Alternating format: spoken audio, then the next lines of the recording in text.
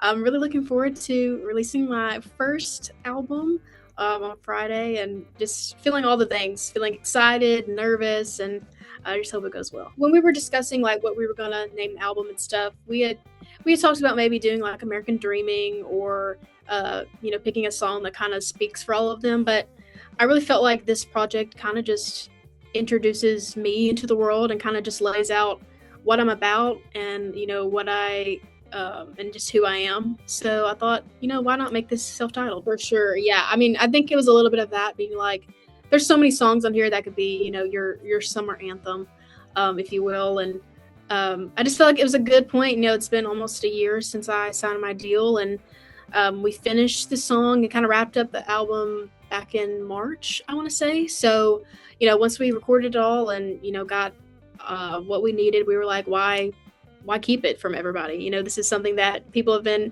anticipating for a while. So give the people what they want. Yeah, for sure. I started singing when I was 6 years old. I was playing like local festivals and singing at restaurants and just different stuff in my hometown. And then when I was 12 years old, my parents actually, shout out to them, started taking me to Nashville, and I started writing songs and playing shows here, and eventually landed a publishing deal at 17. And then the record deal at 19.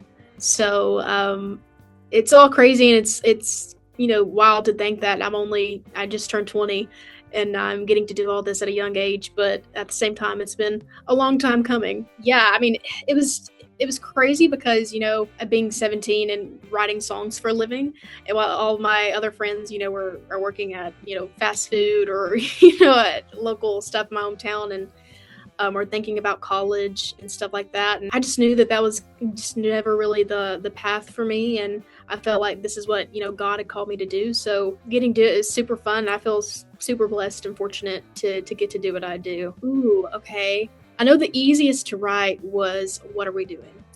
My co-writer, Ash Bowers, actually brought in the idea, or the title. And he was like, all I have is What Are We Doing? And I was like, cool.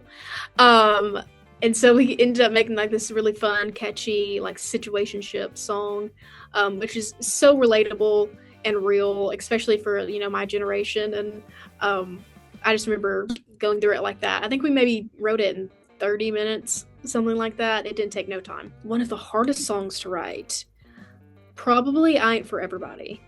It's a very raw, emotional song, and it's very vulnerable and honest. And we originally wrote it with a different melody, and then we went back in and kind of just changed it up a little bit and kind of made it the powerhouse ballad it is today. And it's definitely a special one. So that was one of the harder ones. Yeah. So my producer sent me the song, and at first, we wasn't really sure if we wanted to do outside songs, and I knew that just songwriting and putting my own personal touch on songs is what makes my songs. And so I was kind of scared to do an outside song. I felt like I, wouldn't do it justice. But once I heard the song, I was like, oh, this needs a home. And I kind of want to give it that place. And I was intimidated at first, but I went in there and recorded it, and it turned out very special.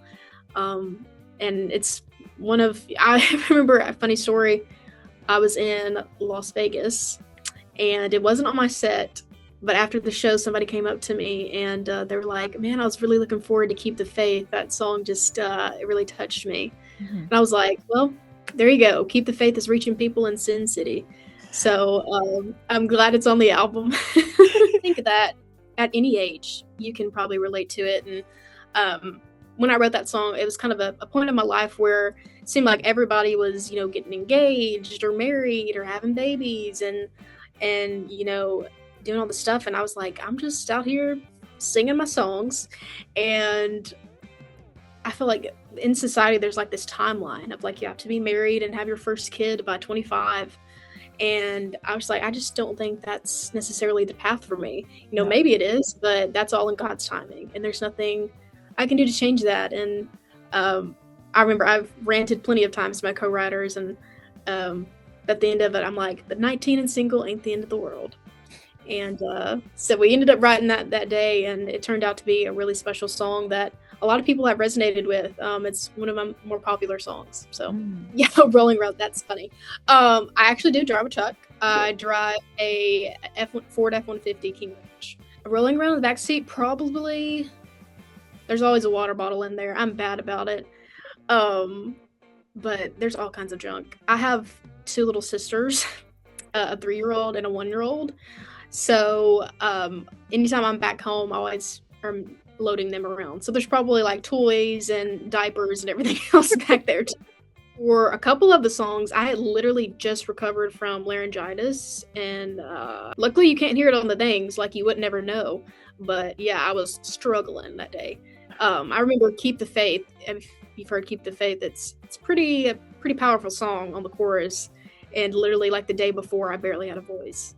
So there's your little inside scoop. A song I'm really proud of. I mean, I love them all, and I'm super proud of them all. They're all special in their own way, and they were all written for a reason, and they all have a special place on this album, and I feel like they're my babies. It's hard to pick a favorite. Okay. But I think I Am For Everybody. I am proud of that one. Okay. Just because I was honest and raw in a new way that I hadn't done before. Excited for people to hear probably Bad Boy Good. I actually teased that song. It was one of the earlier songs that I wrote, and I teased it a couple years ago. And people really loved it, but I just wasn't in the place to release that song yet. Mm-hmm. And so I'm excited for that one. I know there's some people that have been waiting on it. One that I'm scared to release? Maybe I Am For Everybody. Keep thinking that one, but yeah. I think that the message of the album, and just the message I want people to know, is that I'm honest, I'm real, authentic. You can tell that in the songs, and I've poured my heart and soul into this album. And if you truly want to get to know me and just what I'm about, just listen to the songs. It really is, who I am and what I've lived and what I've learned. And what I'm still learning and what I'm still doing. So yeah, I'm hoping to get a bunch of new shows. I've got some on the books. I'm getting to go to the UK in August, and I'm getting to open for Randy Houser there at the Country Calling Festival. So really looking forward to that, getting to put a stamp on my passport. But yeah, hoping to do a lot of more shows and get to meet everybody out on the road. Oh yeah, I'm always setting new goals, because I mean, doing all this stuff, and we're achieving our goals. I'm crossing off some things on my bucket list, so always creating new ones. I'm hoping to get on a tour, maybe, possibly, later this year or next year. And yeah, again, get on the road, meet fans. Ooh, I mean, I would love to open for Megan or Ella, some of the females that are killing it, but also I'm a big, early 2000s Jason Aldean fan, and so I feel like I would love performing for, his fans and that kind of audience, but also just jamming out to his songs every night. It would be cool. I look up to so many. I mean, I grew up on, Dolly Parton and Loretta Lynn and Reba. Kind of grew up on, the older country stuff, but also I was born in the early 2000s, so I've got some Taylor Swift inspiration, some Carrie Underwood, some Miranda Lambert. I look up to all those women. They're amazing. Ooh, I mean, I would love to make a song with my queen, Dolly Parton. And I know she does collabs every now and then with some people and some smaller artists, so I'm like, maybe I'm next.